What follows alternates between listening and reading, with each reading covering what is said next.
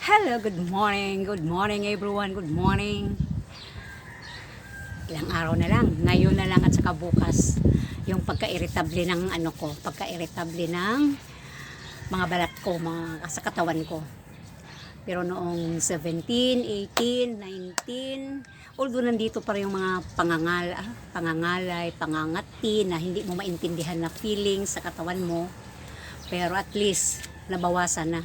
Hindi katulad talaga noong 17 after chemo, mga pangatlong araw yun kasi 14, 15, 16, 17, yun lagi talaga yun yung pagpangatlong araw na mag-start na yung ang gulo ng katawan ng mga balat mo, maraming makati, hindi mo maintindihan, tapos mga ngalay ka, tapos hindi ka halos makatayo kasi parang tusok-tusokin yung mo, yung talampakan mo, yun, tapos irritable ka, ayaw mong sabi nga ng mga bata, ano mami, umipik to na kasi mainit lagi ulo ko.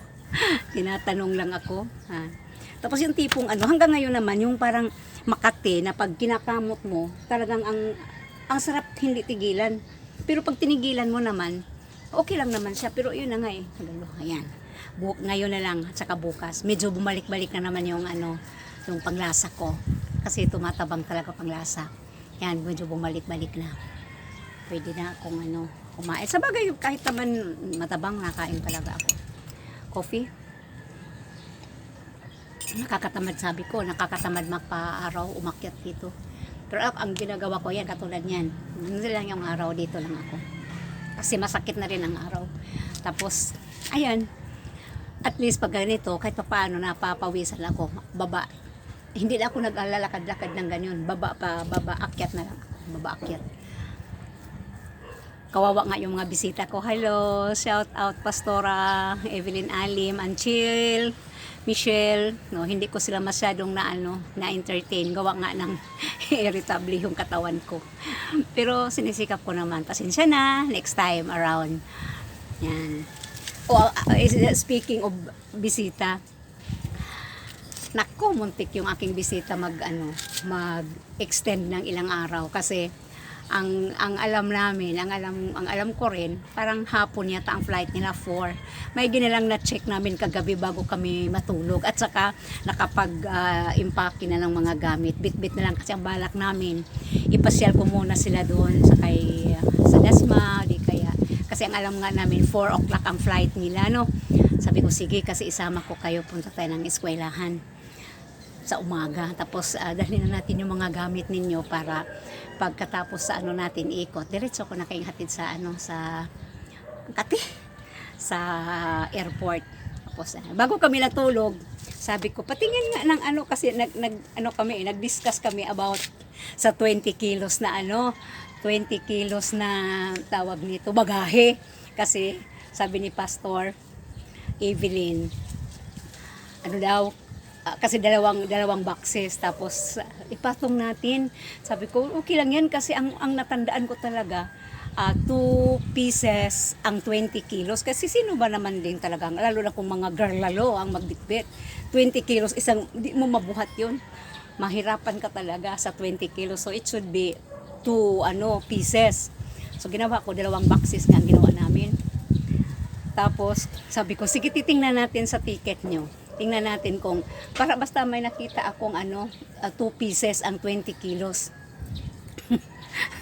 Ayun na. Sabi ko hindi ko makita tibilin. Tapos siya nang pero ang napansin ko, sabi ko hala, bakit walang PM or AM? Sabi ko kung military time ang gagamitin ng airlines, ang 4 o'clock parang na yun, 16 o 16 yata, parang ganun.